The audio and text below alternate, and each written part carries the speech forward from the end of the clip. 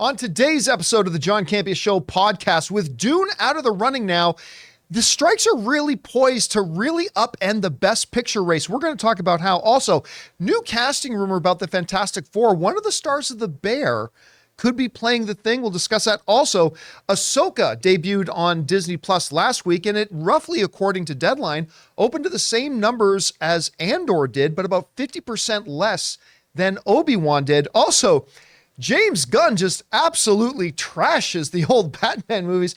We're going to talk about that and a whole bunch more. The John Campea Show podcast starts right now.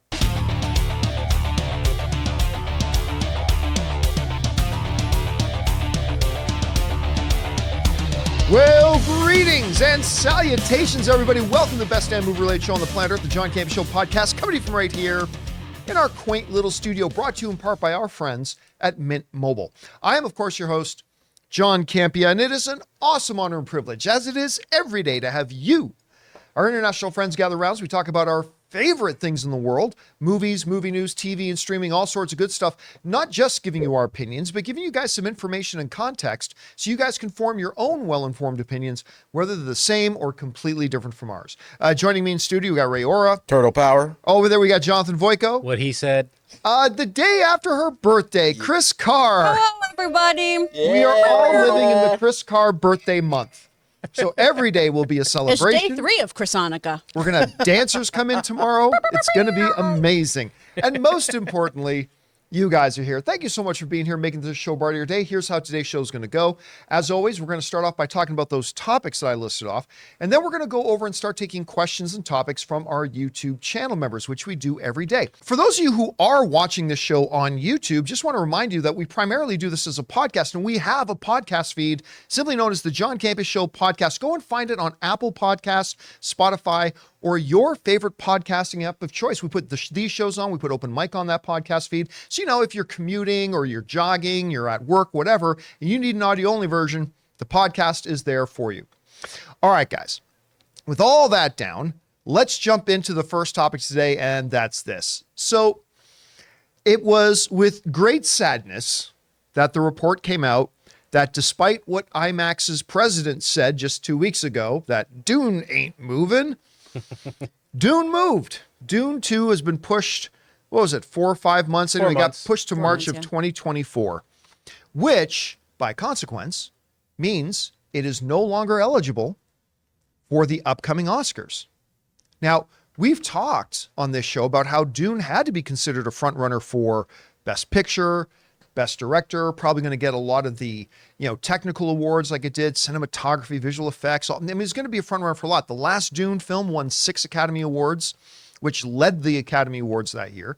And so it was really considered a frontrunner going into this year. Well, that's gone now. So not only does that open up the best frontrunner spot, it creates a new spot in the 10 nominees that we're going to get. So now a film that wasn't going to get nominated for Best Picture is going to get a chance. But here's the thing. With the strikes going on, that top 10, because it was ultimately because of the strikes that Dune had to move to 2024, because Dune has I don't know if you noticed, a whole hell of a lot of top name, big brand A-list actors in it that they definitely want to lean into and use to promote the film. But they won't do that while there's a strike going on. So they moved it. But that also means that the strike's ongoing. There are other films that are currently favored to get a Best Picture nomination that could also move, and how that could shake things up. Let's take a look at this. We're going to go over to Variety. We're going to base this one right now on what Variety, after Dune has been pulled out of the race, what Variety sees as the 10 front-running films to get those 10 Best Picture nominees. They are Killers of the Flower Moon, Oppenheimer, Saltburn, which is a film that has not come out yet. It's about, privilege and whatever in the English countryside. It's going to be one of those kinds of films. Barbie, the upcoming Adam Driver film Ferrari, the Korean film Past Lives, a new Natalie Portman film May-December, which is coming out, the new Paul Giamatti film The Holdovers, which actually looks really good, to be honest with you, and then The Color Purple. Those are ones that they're predicting right now. And Spider-Man Across the Spider-Verse. These are the films that they're predicting, which I love seeing Across the Spider-Verse on that list, are going to get the spots. Now, what happens, though, if any of these get delayed. Obviously, we don't have to worry about that for Oppenheimer or Barbie. These are films that have already come out. But Killers of the Flower Moon, right? Granted, this is an Apple-produced film, and they may or may not care about a big promotional tour. But you do have one of the most famous, iconic, Oscar-winning actors in the world leading that film in Leonardo DiCaprio. You also got Robert De Niro in the film. Do you not think that a Killers of the Flower Moon with Leo DiCaprio and Robert De Niro doing publicity and getting out there could help the film? Of course it could.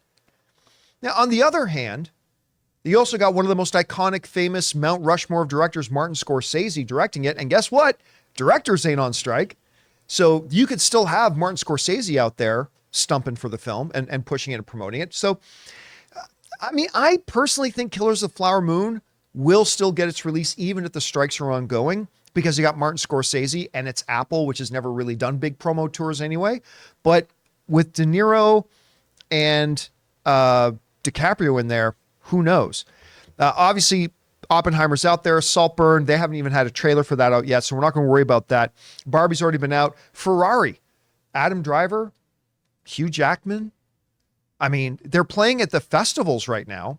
They're playing Ferrari, which I read I wanted to ask you about this because I read some members of SAG were kind of upset that Adam Driver is permitted to go and promote the film at the film festival, saying, yeah, we get it. It's a wavered project, but why can he promote his film and I can't promote mine? That sort of thing. It's a very tenuous subject right now, yeah. Which could bring up things about, well, maybe Adam Driver decides I shouldn't be promoting this film or whatever. And if that happens, that's your big name. You got Hugh Jackman in there too. Do they bump Ferrari? That could potentially open 2 spots. Past Lives is already out. May, December. It's going to be a Netflix thing. They won't care. So that doesn't really matter. Spider-Man Across the Spider-Verse is out. Color Purple's interesting. Because Warner Brothers is putting out Color Purple, and they've already, they moved Dune, so they're not adverse. Here's why I don't think the Color Purple would get bumped, though.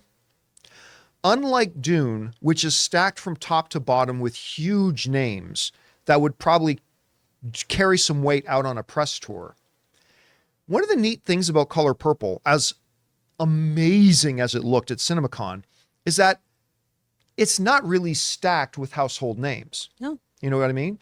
And so it may not hurt this film as much. And most importantly, the most important name attached to this movie is not in the movie. It's Oprah Winfrey. And she's a producer of the film. She's allowed to promote the film. She's gonna. And she's gonna. Everybody look under your seats because Oprah's got a surprise for you.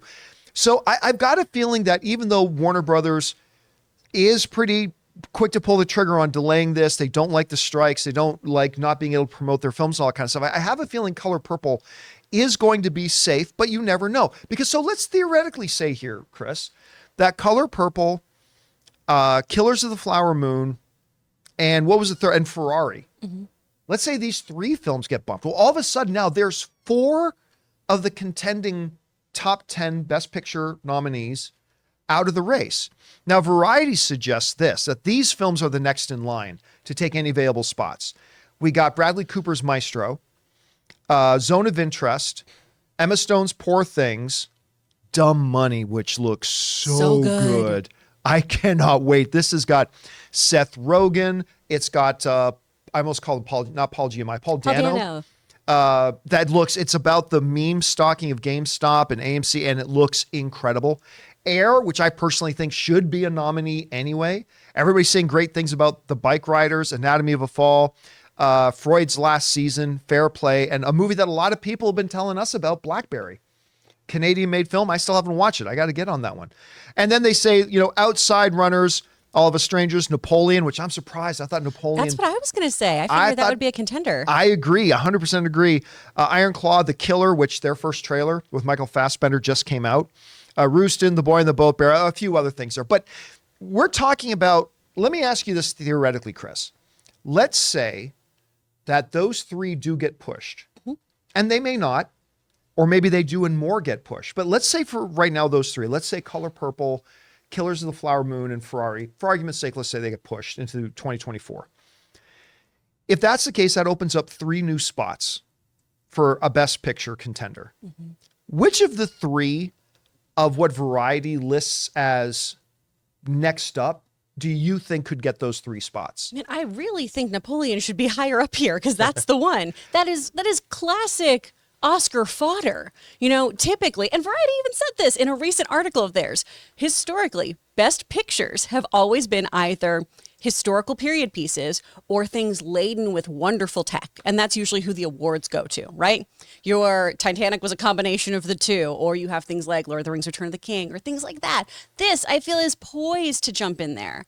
And it looks epic from what we've seen. Could it be that the panel of Variety are a little bit gun shy about it because, let's be honest, Ridley Scott hasn't had, other than The Martian, but he had House of Gucci. Yeah. Which wasn't, I liked House of Gucci, but it wasn't super well received. The Last Duel, I liked The Last Duel, but it was not super well received. And then, you had The Martian, then you had a litany of about 4 or 5 films before that a lot of people didn't like. So could it be a little bit more nervousness about the current state of Ridley Scott? Just not wanting to pull the trigger on that because, in recent years we have seen a bit more of a growing trend of directors not always nominated with their films. Right. And that's starting to happen a bit more. But that could be why they're a little gun shy about it. I think Maestro is another one that is a great contender for this. Again, another period piece. I think that Bradley Cooper's directing is just phenomenal too. I think he really, really sings when he gets to direct and write and work in a vehicle. He just does an excellent job. And I think that is going to be a powerful film. And gosh, what else do we have up here on these? Well, I'll bring up my list here, I really like Air. I love Air. I love Air. It's one of my favorite films of the Freud's year. Last Session. That's just that's Oscar bait right there in the title. But Air is really, really well done. Poor Things is interesting, and I feel like that is the kind of art house film that could make its way in there, especially with the rise of Everything Everywhere All at Once, because this is a very stylized, interesting kind of sci-fi-ish existential film. The feelings I get when I see the trailers for Poor Things? And this isn't a good thing. Oh, no. It's the same kind of feelings I got trying to watch trailers for The Lighthouse. I'm like, I don't know what this is. And then you watch The Lighthouse and you're like, I still don't. I saw it and I still didn't know what it was. This is great acting, but what the fuck is happening? Yeah, what was that? And I kind of get that same feeling with Poor Things. Dumb Money, though, is one I think Dumb Money would be a cool one. I am interested, though, the fact that there's already buzz around May, December. Yeah. Because it's based on the screenplay is based on a novel that's loosely based on Mary Kay Letourneau. And so Natalie Portman plays an actress who's coming to interview the woman who went through this relationship. Which is played by Julianne Moore. Julianne Moore. Yeah. And, she's married to somebody who has a huge age gap with her. And by the way, from Riverdale. I know, it's Reggie from Riverdale. I love him, honestly, though. I was so sad in that Owen Wilson movie, the superhero one. With the kid, the secret lair or something? When spoiler, Secret everybody, spoiler for that movie that came out months ago. When they killed him off, I was like, no. Oh, yeah. Let him have a good thing. Let him do something. Of course, the question I have is, who did he get to have a foursome with in Riverdale? Because that no seemed to one. be... Nobody? They didn't let Reggie have a foursome. Hashtag justice for Reggie. I know. Anyway, everybody else got Did you guys notice under all eligible titles? Did you guys scroll down a little bit? Please don't say Teenage Mutant Ninja Turtles. Turtle Power, baby. What else is... I don't see it. Which one are you looking at? You're always trying to ruin my freaking moment right there. What is it? Does it say right Teenage here. Mutant Ninja It Turtles? does say Teenage Mutant Ninja Turtles. Where? What number? All eligible titles. All eligible. Oh, Yeah. all Yeah. eligible. Oh, so there's That I means see. that they There's had like this 1% 400 chance. movies Yeah, there. literally Yeah. everything released. Yeah, this yeah. year. So what? So what? It was a movie. It By was the way, released. Cocaine Bear is on that list too. So Oh, I, that's Well, the front runner. I You know love what? Cocaine Bear. Way to ruin my shit. sorry, I didn't think it was actually going to be. I didn't think you were actually talking about Teenage Mutant Ninja Turtles. Or that it would be that far down on the list. It's listed under eligible, Eligible. not It was a likely, movie. That not front runner, not a possibility. and it's not only dark down there horse. because it's Paramount, all right? For animation, though, Eligible. right? Yeah, whatever. It's like a participation Whatever. ribbon. It's shock the world, baby. Shock We're gonna the shock world. the world this year, baby. Shall shock the world. Oh, There we go. Woo. Wow. Hey, see? You said something that actually is meaningful today, John. Oh, he is salty. It's salty. And listen, a lot of people have been talking about BlackBerry. And I still haven't seen it. I want to see that movie so bad. I can't looks wait for it to really hit good. streaming already for free, though. It looked, At John's honestly, place. At John's place. it looked like one of those movies that some poor, struggling, trying to make it director made and is standing on Hollywood Boulevard selling DVD copies for $5 on the street corner. No, but that's kind of what it came across as, right? But then we have a bunch of our viewers have written in and said, John, this movie is amazing. And so and it's a Canadian thing. So I should probably check it out. Guys, question is for you.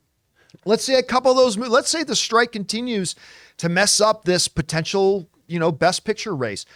Which films do you think you could see sneaking up into that spot? Maybe a couple of them, maybe none of them, whatever you guys think, jump into the comment section below and let us know your thoughts.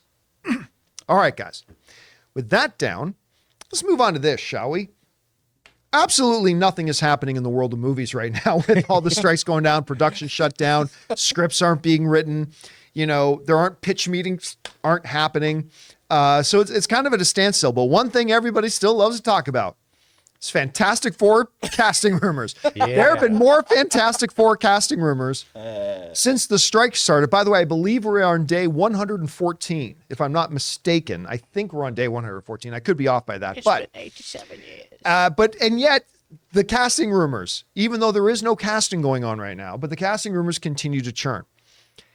Interesting one came out. We've heard a lot of casting rumors about Reed Richards. It still seems that Adam Driver might kind of be the front runner. That rumor seemed to have been debunked, but now the debunking seems to be getting debunked. Anyway, who knows what that's going to happen. Then we've had a lot of talk about Sue. We've had some talk about Johnny Storm. Haven't had a lot of discussion about The Thing, other than this real bullshit rumor that was going around that Seth Rogen was going to be the Thing. Seth Rogen's not going to be the Thing. Oh my God. But imagine. other than that, who could play the Thing? Now, I'm going to say this. As bad as the original Fantastic Four movies are, and they're pretty bad, I got to say, the casting of Michael Chiklis as Ben Grimm was kind of inspired. It really was. I think he was a great Ben Grimm. I thought he was wonderful. And I didn't even mind the casting of, the second probably best mocap artist other than Andy Serkis, who played the Thing in... who was the Silver Surfer?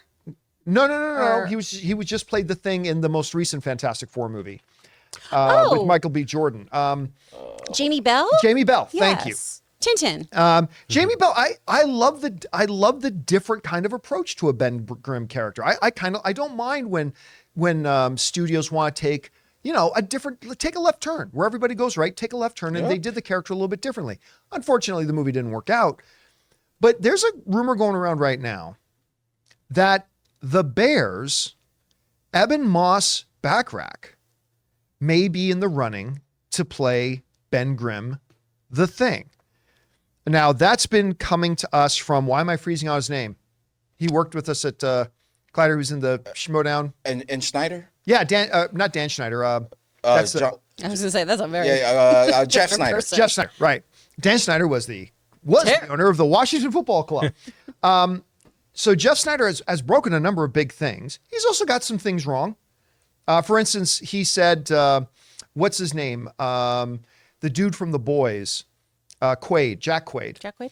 He said Jack Quaid was going to be cast to play Human Torch. Jack Quaid quickly came out after that, said that's not true. So that happens. But he has gotten a number of other things right. And he's saying that he's heard that Ebon Moss-Bachrach was going to be the Thing. Now, whether that is true or not, let's put that question to the side just for a second. We'll get back to that. Let's talk in theoreticals here for a second. How would I feel about an Ebon Moss-Bachrach playing the Thing? I think it would be fantastic. First of all, he's just an incredible actor. He's phenomenal. If you have not watched The Bear, you must watch The Bear. He is and his character is probably the most raw, most real feeling character on that show. Like, we all know this guy. We all know at least one of these guys. He's incredible in it. He just had a really good, funny, small part in No Hard Feelings with Jennifer Lawrence that he was really good. By the way, he was in John Was he the Bernthal. Toll Man? Yeah, he was the toe guy. He was also in John Bernthal's Punisher. Remember in that? I didn't watch the Punisher. Oh, you didn't see Punisher? yeah. You watched Punisher. It's really good. But anyway, so he's in that. He is absolutely terrific. And by the way, a lot of talk about, and of course in Andor. He was fabulous in Andor. Which one was he in Andor? He was the one Andor had to kill. He was one of those fellow guys that right. wanted to pull the backstab. Mm-hmm. But lest we forget, when we're talking about Fantastic Four, there are whispers that Reed Richards is going to be played by, I just said his name. Adam Driver. Adam Driver. Bonucci. Adam Driver and he worked together in Girls for a while. We could see a Girls reunion on screen. We could be looking at Reed Richards and Ben Grimm right there. Yep. And he's got right that roughness. He's got that gruffness edge kind of thing to him. He's got he can carry out the attitude incredibly well. He's a fabulous thespian. I think it would be a marvelous choice to get him. Oh. That said, I don't know that I believe any casting rumor at this point. Again, listen, if Jeff Schneider says something, it may or may not be true, but it's at least worth taking a look at. Doesn't it remind you of the Apple TV Plus commercial? Where everyone's like, I got a series and Timothy Chalamet. If you haven't been rumored to be in Fantastic Four right now, then you might not be a great actor. If you haven't been rumored for at least one role in Fantastic Four, you probably aren't a serious player in Hollywood at this point. But I think he would be great. I'm going to go right now and say, I don't think this is going to happen, but I would be all for it if it did. Chris, what do you think about this rumor? I would love this. I think he's phenomenal. I think he's such a great actor. And he does a great job, too, playing a lovable asshole. Yes, that's a good way to put it. He really does that really well. And I think Ben Grimm needs to have a little bit of that energy because he has to call out Reed on his bullshit constantly. Right. Of just, hey, maybe also the greater good doesn't mean we murder people, Reed, because the Fantastic Four comics get dark, y'all. The Illuminati stuff is wild. But wasn't there just a rumor recently, too, about Jeremy Allen White being cast as the Thing? Are they just going through the Bear call sheet right now, figuring things out? Like, is Lionel Boyce next? Which would another great casting. I love him on that show. But it just feels like right now it's, hey, there's this show that people like. Put that person in this thing that I want. And that's all casting is, right? And that's great. But, right now, I feel like we're just grasping at these little straws. You know what's a good show is Suits. Maybe they should cast anyone from Suits. Anybody from Suits at all. Meghan Markle should be the Thing. Perfect. Let's do it. Some people kind of think she is already. Anyway. Oh, she's gorgeous. She's lovely. I'm just saying that she's not super popular amongst certain people. That's all I'm saying. Oh. I think Ben she's Grimm's a wonderful in beloved Suits. character. I think she's great. By the way, I don't even know that you name any of the actors in Suits. I watched that whole series. I couldn't tell you at all the name of the actor who played Harvey. I couldn't tell you the name of the actor who played Mike. I couldn't tell you who played any of them. I just know one of those guys was the Spirit, and that's right. That was Harvey, the lead. I forever hate that. So, Hey, you're that Suits guy. that Hey, movie. Suits guy. That movie, Suits man. guy? If the Spirit is your thing, good for you. But that What's it movie like bummed finally me being out. famous 4 years after the show went off air? Poor guys. Anyway, guys, question is for you. What would you think about Ebon Moss-Bachrach playing Ben Grimm? Listen, maybe it's true, maybe it's not. But if they announce it tomorrow, I got to say, I'd be pretty happy with it. Would you? There are many other actors I'm sure I'd be happy with it too as well. What are some of your favorites? Whatever you guys think, jump down to the comments and let us know your thoughts. All right, guys, with that down, we're going to still talk here about the opening numbers for the debut of Ahsoka. Also, James Gunn appears to be trashing the old Batman films. What does that mean? And a number of things else. But before we get to that, we're going to take just a second and thank a couple of sponsors of today's episode of the John Campea Show. Marine Lair, who, by the way, made this shirt that I'm wearing right now, and our friends at DraftKings.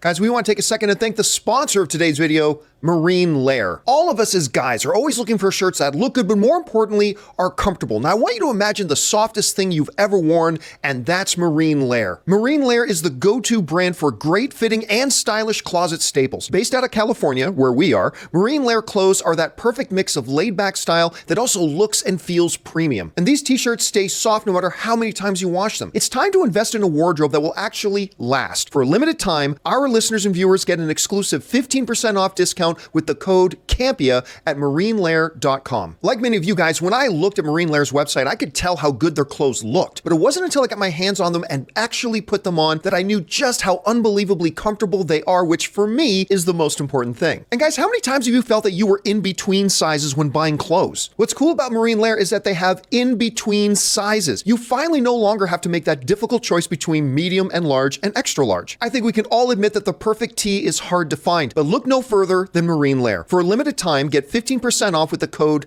CAMPEA at marinelair.com. That's CAMPEA for 15% off your entire order at marinelair.com. Saving your closet one shirt at a time. We want to thank a sponsor of this video, DraftKings. College football fans, are you ready for week one? DraftKings Sportsbook is hooking you up with a can't-miss offer to start the season strong. This week, new customers can bet just $5 on college football and score $200 in bonus bets instantly. Anything can happen in college football. Your team could go from unranked to dynasty mode in just a couple of years because change comes fast. The only thing that's a lock is the great offers from DraftKings Sportsbook. Life's more fun when you're in on the action. Download the DraftKings Sportsbook app now and use the code CAMPEA. New customers can score $200 in bonus bets instantly when they bet just $5 on college football. Only on DraftKings Sportsbook with code CAMPEA. The crown is yours. Gambling problem? Call 1-800-GAMBLER or visit www.1800gambler.net. In New York, call 877-8-HOPENY or text HOPENY 467-369. In Connecticut, help is available for problem gambling. Call 888-789-7777 or visit ccpg.org. Please play responsibly. On behalf of Boot Hill Casino and Resort, Kansas, 21 plus age varies by jurisdiction. Void in Ontario. See dkng.co/football for eligibility, terms, and responsible gaming resources. Bonus bets expire 7 days after issuance. Eligibility and deposit restrictions apply.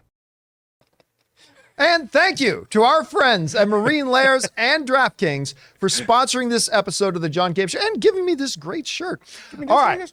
With all that down, guys, let's move on to this. So tonight, the next episode of Ahsoka airs. A new round of disappointment. No, I'm just kidding. No, look, I didn't love episode 1 and 2, but I did like them. I liked it. It's just that my anticipation has been, and my expectations have been pretty damn high for it. And I was a little bit let down by it, but it had promise. It had promise.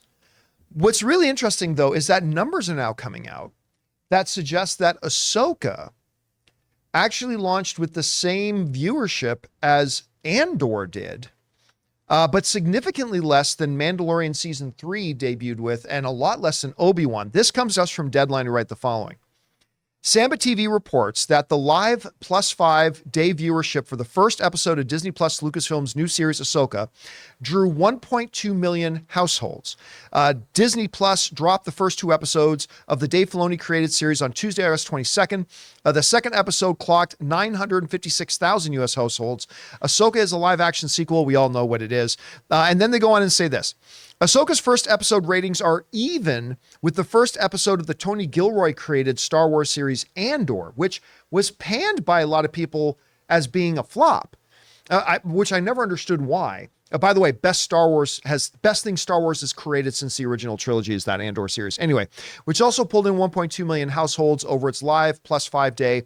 Andor debuted on Disney Plus on September 21st, 2022. However, the ratings for Ahsoka Episode 1, Master and Apprentice, are down by 50% from the live +5 day of Obi-Wan Kenobi, which dropped on May 27th, 2022. With that Jedi Force pulling in 2.4 million households.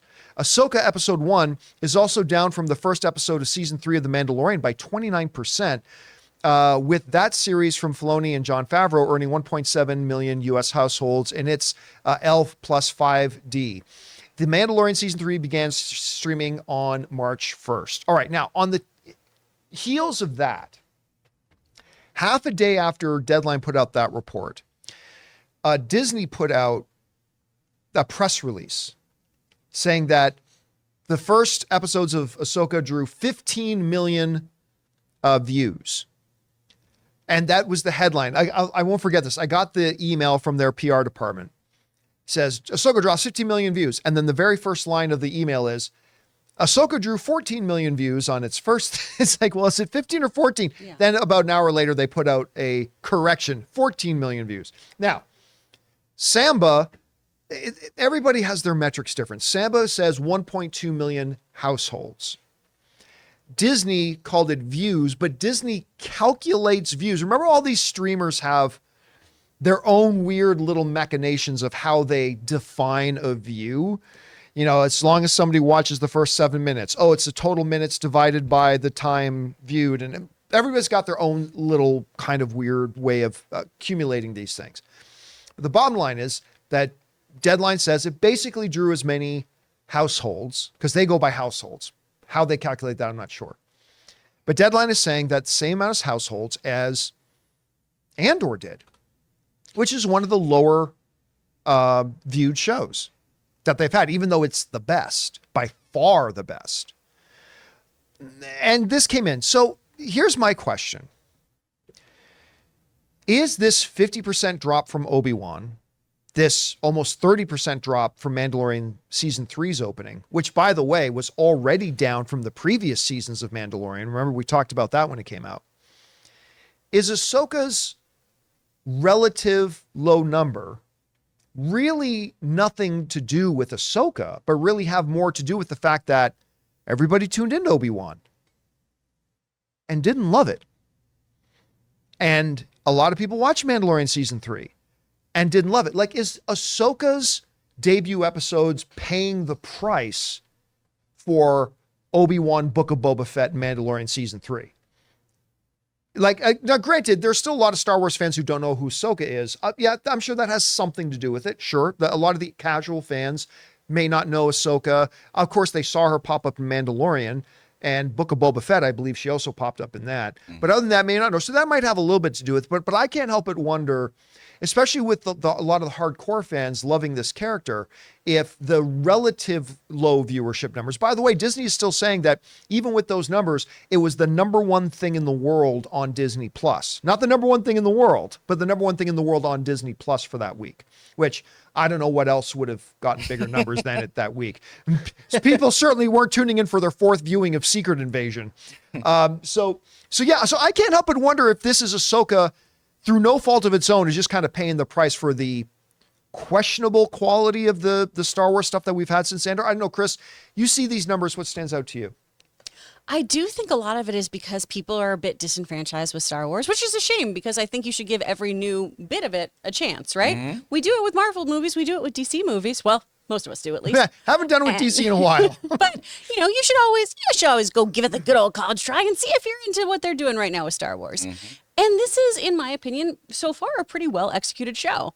I do think there are some issues, and I know that a lot of people on the internet are kind of having some issues with a few things here and there. It is just disheartening when you Google it and you see Reddit forums, right, of does anyone else absolutely refuse to watch this show? Okay, go touch grass. Have a better day. It's okay. If you don't like something, that's fine, but other people can like it. Yep. So I think maybe it's just people not giving it a shot after not liking Obi-Wan and by the way, invested. a big surprise that in this picture, Ahsoka has her arms crossed. Just throwing that out there. Drinking okay, game. Sorry, please continue. So I think that's one thing. People got kind of burned by Obi-Wan. Not everyone maybe loved Andor, which I think that was a really well done show and a really interesting way to play within the Star Wars sandbox. And then I know some people have thought that some of the characterizations are just slightly off. But again, they're characters after a bunch of things have happened to them. It's called character development. Maybe we'll wait and see what happens.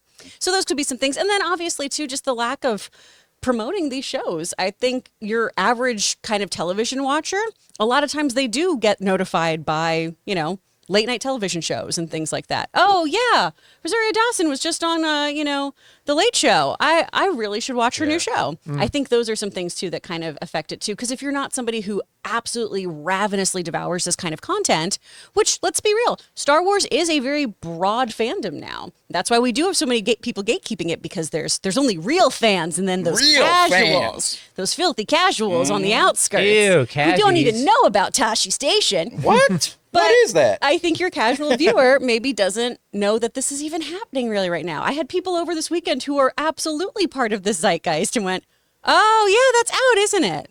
I think that could do something with it. So, strike could be affecting it as well. Yeah. At that point. So there could be a number people of picking and choosing which subscription plans they want and which ones they need to let go of, too. Well, that's another thing, too. Yeah, some churn. All right. With that down, guys, let's move on to this spicy little thing. All right. James Gunn, a brilliant filmmaker, has made great films in Marvel, has made great stuff in DC, and is now the head CEO, co with Peter Safran, but one of the head CEOs, big cheese guys at DC, starting a brand new cinematic universe in 2025.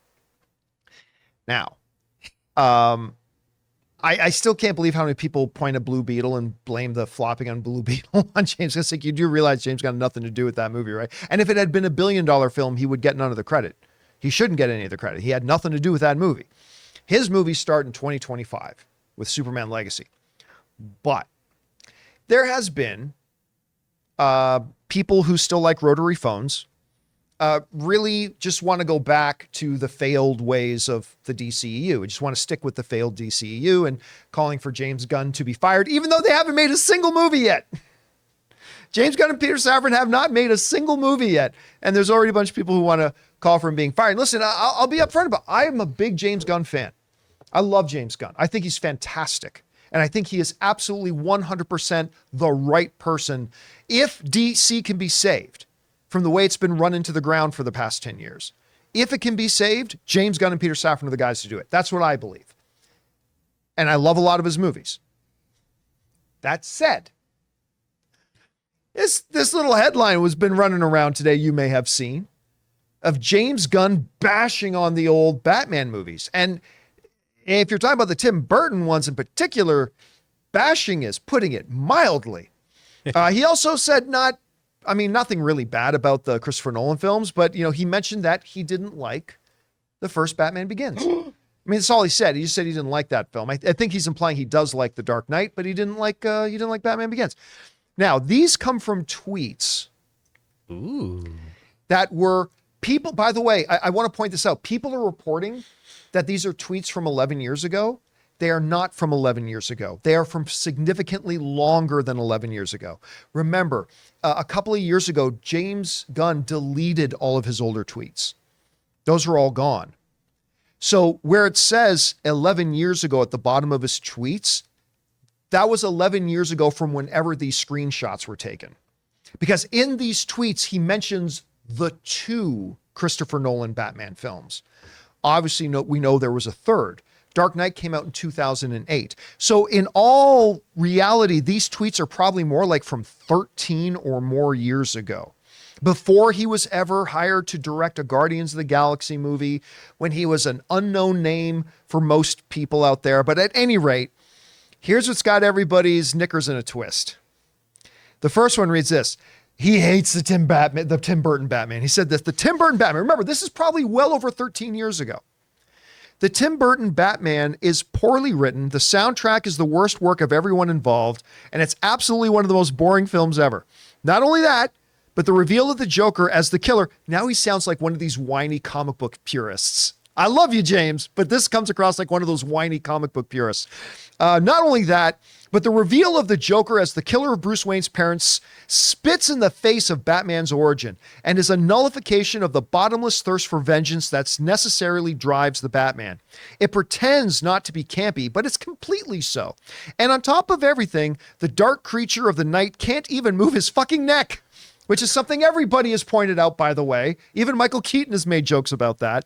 It's a ridiculous, awful film. Tim Burton's Planet of the Apes is genius by comparison. Now, the next one is him basically getting into a debate where somebody said to him that Tim Burton's Batmans are better than Christopher Nolan's Batmans, to which James Gunn takes some issue with that. Says, that's Sean. Keaton did have a ridiculous voice. That said, I'd rather put up with a ridiculous voice than with horrible action sequences and acting barely worthy of a Batman TV show. B, I have no idea how you can think that the Burton Batman has more similarities with Moore or Miller's Batman and Joker than Nolan's does. And listen, I do have problems with both of Nolan's films. Remember, this is before Batman Rises ever came out. With both Nolan films, I don't think either one is classic, and I don't even really think Batman Begins is good. Let's pull down my thing. But they're far superior to the first Batman, the Tim Burton one. C, none of your defenses get by the fact that despite being the first cinematic dark take on Batman, so what? Stallone's Judge Dredd was the first dark take on Judge Dredd, and that movie's awful. So, in this, This series of tweets, again, from probably over 13 years ago, before he was a major director. He said he absolutely hates Tim Burton's Batman movie. He said he didn't like Batman Begins, but he seems to be arguing that Nolan's films are far superior to the Tim Burton movies. Okay, let's unpack this. There is some ridiculous stuff going out there where now there are, again, well, first of all, you got to understand, there's already people out there who are saying because he's not going to continue to do the existing DCEU, they're calling for him to be removed, even though he hasn't put out a single movie yet. Those people are yelling even louder today, that James Gunn needs to be fired. Why? Because 13 or 14 years ago, he said he didn't like a movie and articulated why. Now listen, by the way, I don't agree with his assessment. I like Tim Burton's Batman movie. I don't think it's an all-time classic like some other people do, but I like Tim Burton. So I disagree with James Gunn here. But this was 13 or 14 years ago. It's literally just a guy saying, I hate this movie and here's why I hate it. There is nothing wrong with that. Now, had he said this today as the head of the studio that also put out that movie, that would be completely inappropriate for him to do today. And we would be having a much different discussion right now if he had said that today. This was 13 or 14 years ago, long before anybody even knew James Gunn's name. Just a dude on social media saying, I didn't like a movie. Big deal. I don't care if James Gunn come out and said, I think Star Wars is the worst films of all time. I mean, I'll think he's crazy, but it doesn't change the fact that he makes good movies, and that's all that matters. I don't care if the movies he likes and dislikes lines up with mine. That's irrelevant. All that matters is, do I like the movies he makes? That's all that's at issue here. Again, if he said these things yesterday, it would bring into my judgment a great deal of concern about his, common sense, about his sense of reading the room, about what's appropriate as the head of DC to say about old DC films. It would be a completely different discussion. So I believe everybody has got to, take that wadded up, ball they've gotten, they've shoved up their anus. They need to pull it out. It's no big deal. Some dude 14 years ago said he didn't like a movie. Big deal. But here's the thing. While there was nothing wrong with James Gunn, as some guy who was in no way connected to Marvel, no way connected to DC, just some dude 14 years ago getting on social media saying he didn't like a movie. Nothing wrong with that. And no one gives a shit about these whiners saying, fire James Gunn. No one cares about them. But here's where James Gunn has just invited a world of problems into his world. And again, I say this as somebody who loves James Gunn. But I don't know if you knew this, but James Gunn is going to be producing a little Batman movie here in a couple of years. And now, as if the pressure wasn't already sky high, that you got to make the Superman Legacy movie and you've got to have it absolutely kick ass. Like, hey, not trying to rain on your parade or anything, but if that movie doesn't kill it, quality-wise, this thing's dead out of the water. But then you got this little Brave and the Bold, this little Batman movie of yours.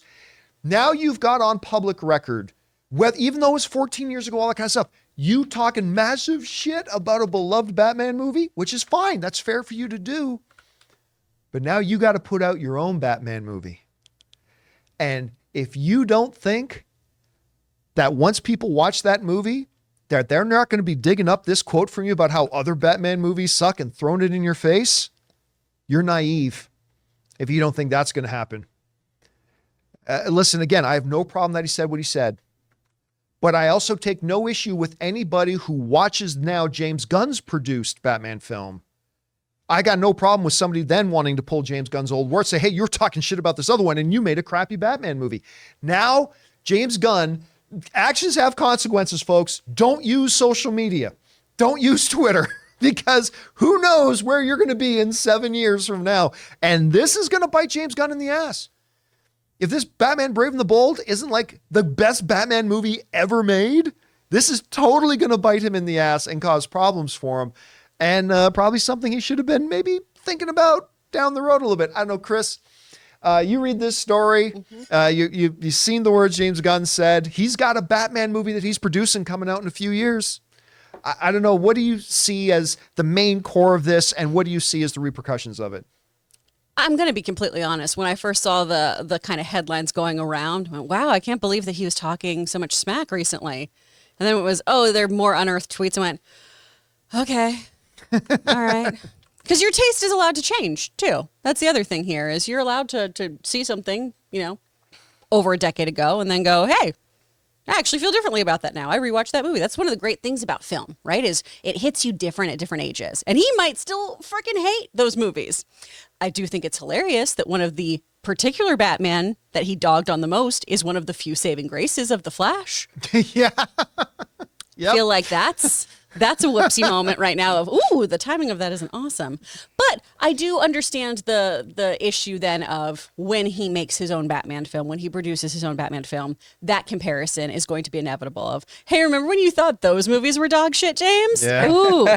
So he really does have a lot of pressure, but he already does. Batman's he already has so much pressure. He's like, yes, it looks like the tweet came from 14 years ago, Robin. That's fair, Damien. Let's go. So I can understand why people would be up in arms. But again, it's always one of those things that he's had the pressure to make the DCU excellent regardless of what he said in the past. Because everyone's taking it personally of, well, he got rid of my Batman. He got rid of my Superman. He's doing these things to me personally. He woke up this morning and said, I'm going to make that person in Topeka's day terrible. Like, no. He's just trying to do his own thing. And if the movies aren't good, they're not good. If the movies are great, they're great.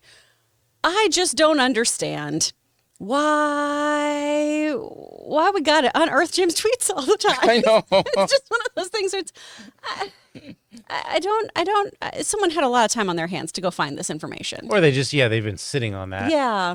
Well, people, I mean, this is part of the reality. Internet's forever and it's undefeated. People weaponize social media. Absolutely. They weaponize it. And they use it as a treasure trove to try to attack other people with. And again, I still remember when that first one came out, and I remember hearing the discussions and the complaints about Joker's not the one who killed Batman's parents. I still remember, I was a kid and I remember hearing those discussions, right? I still remember hearing the discussions and the jokes about how can you have a Batman that can't turn his head? They still make jokes about it. I mean, there's a lot of stuff that he's saying here that a lot of people said at the time. For sure. So many people always talk about you want to get nuts, let's get nuts. If that's something that Batman would never say. But it's iconic now because of the way this film was done and executed, right? And hindsight gives everyone perspective on something too, right? In the moment where, oh my gosh, as comic book fans, we hate this. We collectively dislike it. And then 20 years later, oh, it's a masterpiece. It's so insightful.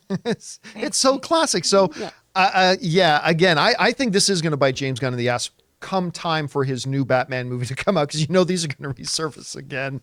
You just know that they are, as if there wasn't already enough pressure on the guy. Yeah. All right. Guys, with that down, we are now going to move over and start taking questions from our YouTube channel members. What do you, our channel members, and by the way, for all of you who are channel members of our YouTube channel, thank you so much for being supportive channels. Supportive members. We really appreciate that. But before we get to those, we're going to take just a minute and thank another sponsor of today's episode, our friends, my mobile service provider, and they should be yours, Mint Mobile. Guys, we want to take a second to thank a sponsor of today's video, Mint Mobile. Signing your life away to a big wireless provider is kind of like being trapped on a roller coaster from hell. Sure, it looks like fun at first. They probably even threw in a free phone, but now you can't get off. Month after month of insane bills and unexpected thrills, like overages and surprise fees. If that sounds like your current big wireless plan, it's time to get off the ride with Mint Mobile. For a limited time, wireless plans from Mint Mobile are just $15 a month. That's unlimited talk, text, and data for just $15 a month. You guys know before I came to Mint Mobile, I was paying triple what I am paying now on the standard big wireless plan, and I will never go back. All plans come with unlimited talk, text, and high-speed data delivered on the nation's largest 5G network. Use your own phone with any Mint Mobile plan and bring your phone number along with all your existing contacts. To get your new unlimited wireless plan for just $15 a month and get the plan shipped right to your door for free, go to mintmobile.com/Campea. That's mintmobile.com/Campea. Cut your wireless bill to just $15 a month at mintmobile.com/Campea. And thank you to our friends at Mint Mobile for sponsoring this episode of the John Campea Show podcast.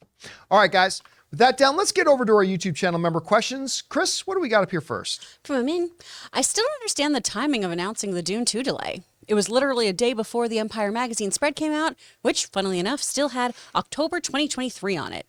Is it true that not being able to do ADR was a reason for the delay, or is that just BS? Fun fact, a friend of mine designed that Dune 2 subscriber-only Empire cover. Well, I mean, look, the reality is, what percentage of the movie-going public reads Empire? 1%? Less?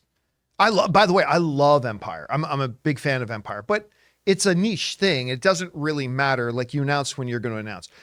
As far as listen, I'm sure that them not being able to get in the actors to do ADR is an issue. I'm sure it is. But it's also an issue that could be corrected in a day or two once the strike ends. The reason, I believe, is that they can't get this star-studded cast out to promote the film. And they don't know when this strike is going to end. And rather than play Russian roulette and wait till you get closer and closer and closer to the release date, and all of a sudden you're pulling, the rug out from your release date 1 month before it's supposed to come out, which is going to cause a lot of problems, they decided to do it now. So yeah, ADR, there's several issues, I'm sure, but the main one is they don't have their stars to promote the film. All right, what's next? From Red One Real Talk, as a Potterhead, I've been worried seeing that Emma Watson hasn't had anything new released since Beauty and the Beast or Little Women. Any word on whether she's got something new in the pipeline? I remember she pretty publicly said she was going to step back for a bit. Yeah, I she remember doesn't have anything on IMDb as far as planned. Yeah, now she's had a little bit of a rough go. I mean, she had, first of all, even though Beauty and the Beast was $1 billion film, even people who like the film, when you ask, a lot of them say, what was the worst part of that movie? They'll probably say the casting of Emma Watson, which, sucks because she's lovely. I think she's a very, very talented actress, all that kind of stuff. Then she had her own headline, she's the star of the film movie come out that she did with Tom Hanks, John Boyega. It was called The Circle. Remember that? Awful. It bombed, it completely tanked, and it was her first truly starring vehicle. And, she was just never really able, even though I think everybody recognizes that she might be the most talented out of the group coming out of Harry Potter. Daniel Radcliffe is great too. Rupert Grint is really great. But I think universally, most people's kind of thought she might be the most talented one coming out. She may very well be. But she just wasn't able to catch the right break coming out of that, at least nothing that met up with the standards of her talent. And at some point, she decided to take a step back. Do we got anything on her IMDb about anything she's got coming? Well, she's been directing shorts for Prada.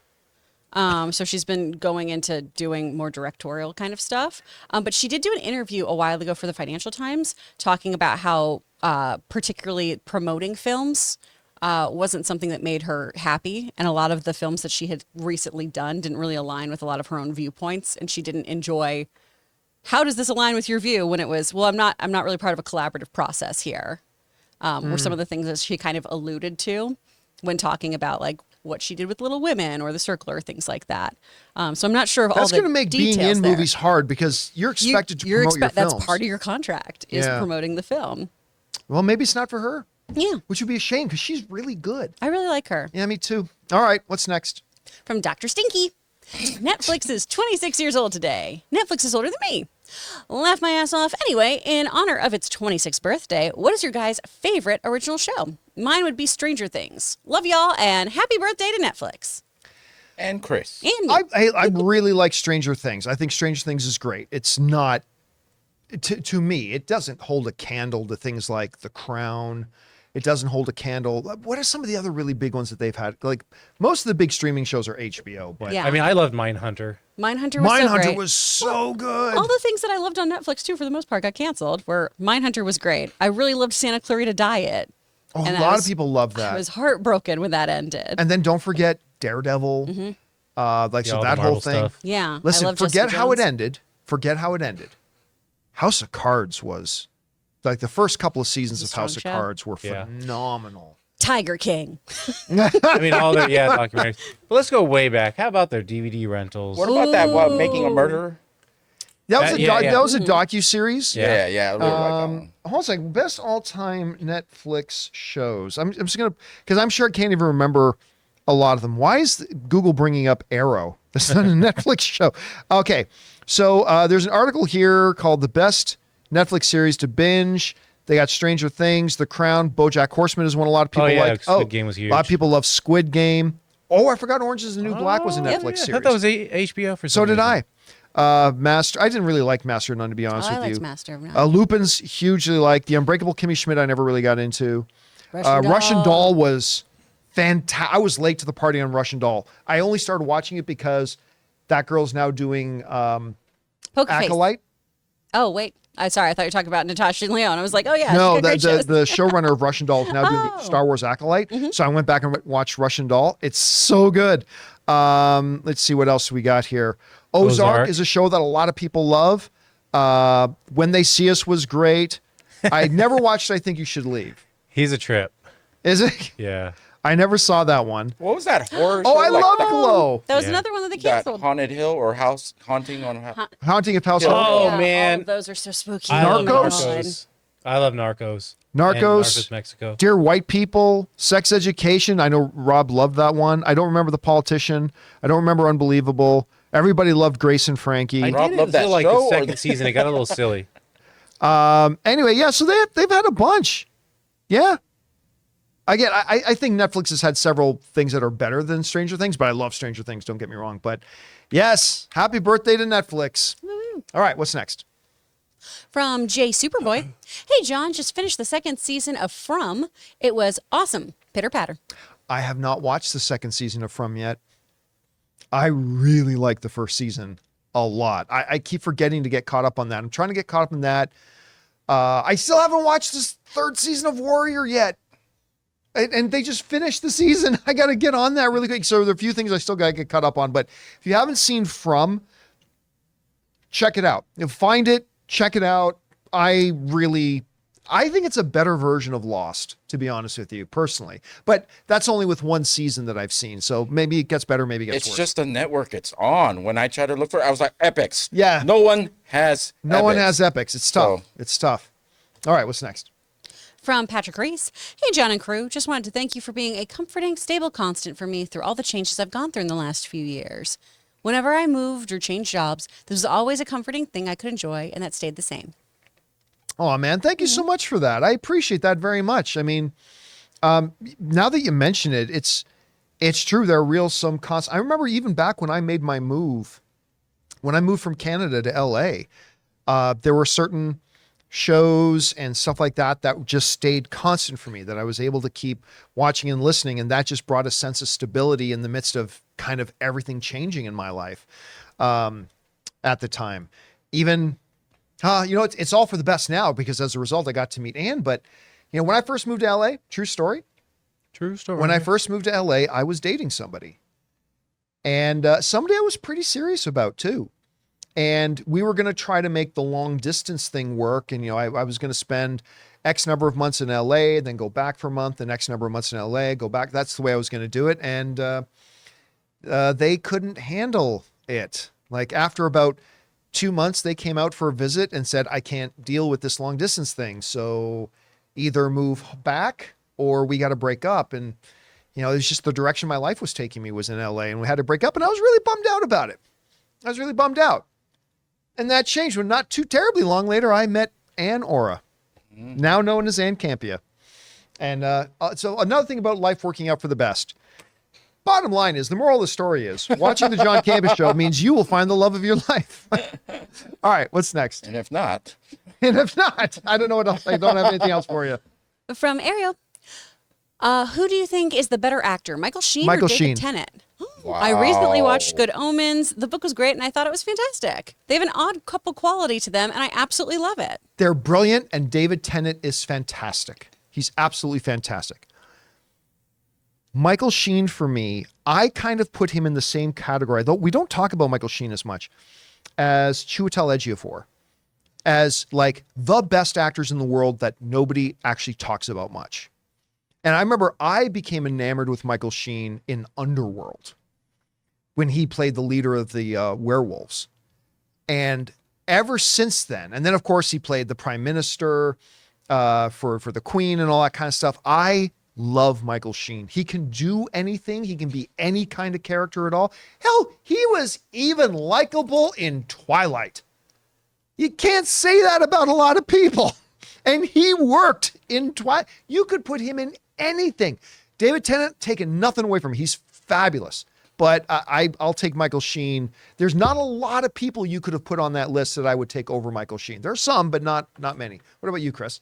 I mean, I just really love David Tennant because I got a big old crush on him. I love him. But they're both so incredible. And Good Omens is wonderful. Everyone should watch season 1 and 2. So good. So good. And read that book. What's next? From Ulatan, I was traveling all week and rewatched Pulp Fiction on one of my flights. Oh, nice. I forgot how good this movie is and how strong the performances were. Other than Sam Jackson, Uma Thurman and Bruce Willis really stood out to me. It was quite refreshing revisiting this film and the period of time it was made. It is such a weird movie. I still remember, like when they go down to that basement, that was like some of the freakiest stuff I had ever seen at the time. Right. And to this day, that movie just really, really stands out to me. It's arguably maybe some people will still put that at the top of the list of their favorite Quentin Tarantino films. For me, it's probably Inglourious Basterds, or actually it was Inglourious Basterds. Now it's probably Django, but I mean, it's just an all-time classic. It's great. If I were to put together a list of 50 must-watch films that every film fan needs to have in their repertoire, Pulp Fiction would be one of the ones on that list. All right, what's next? From C. Ham. Hi, John and crew. Looks like Star Wars is going the route of time travel, maybe? Your thoughts on this and the Ahsoka show? In their defense, I don't like time travel. I think time travel is an incredibly boring, lazy story thing, which is indicative of lazy writers. But in Ahsoka's defense, if they do go in that direction, and we don't know that they are, but if they do, it's building on groundwork that was kind of laid out in Rebels, in the later seasons of Rebels, when you start talking about the world between worlds and all that kind of stuff, right? So there is foundation there for that to spring off from. Look, I'm not going to lie to you. I hope they don't do it because, again, I think time travel is stupid and I think it's lazy. But, I mean, if they do it, at least they have a built-in narrative basis for doing it. So, I don't know. We'll see which way it goes. All right, what's next? From David, what do you guys prefer, Family Guy or South Park? Family Guy. Yeah. And I'll tell you why. I think at its best, South Park has higher peaks. Like when South Park is firing on all cylinders, I mean, it's literally got me gasping for air, like laughing so hard. The problem is South Park has always been very hit and miss. Mm-hmm. Like for every one Canada on strike episode, which is one of the best they've ever done, they'll have maybe one or two pretty boring ones. Family Guy, however, I find just very consistently good. Like I'll always laugh at Family Guy, right? Maybe not as much as when South Park is firing on all cylinders, but it's more consistent for me. So if I had to pick, like if I was going to a desert island for 1 year and I could take one show to binge, Family Guy or South Park, I'm probably taking Family Guy. What about you, Ray? I know you watched both of them. I'd still take South Park only because that humor is more geared towards me. Yeah. It's very shock value. It is. A lot of their humor. And that Steven Seagal episode you were watching yesterday was so funny. I can't hate on Family Guy though, because even though I never have looked forward to like a new episode, because when I watch Family Guy, it's reruns and it's just on. I'm not mad, like I'm still laughing. It's still very clever. Yeah. Like I find Family Guy very clever. It's just like I would choose to watch South Park because they're always up to date with their stuff. Yeah, they literally. Do you see that one documentary? They literally make an episode in a week. And that might explain why there's the hit and misses. Yeah, that might explain why. Exactly. All right, what's next? From CJ Rebirth, rewatching The Batman this week. Pattinson is still my second favorite Batman behind Bale. And I love that this version had more of a detective side, like in the beginning when he showed the photographer an area of blood she had missed. Look, I am not going to say that The Batman was better than The Dark Knight. But there are elements of The Batman that I think are better in that movie than they were in The Dark Knight. There are elements that were better. It's right behind Jonathan, right there. First of all, the Batmobile. Don't get me wrong. The Tumbler. It's actually behind Chris's. Oh, yeah, behind Chris. The Tumbler is all-time classic. But yeah, that Batmobile was incredible. But just the approach that they decided to take with that movie was just so good. I mean, I still remember the first time we saw it.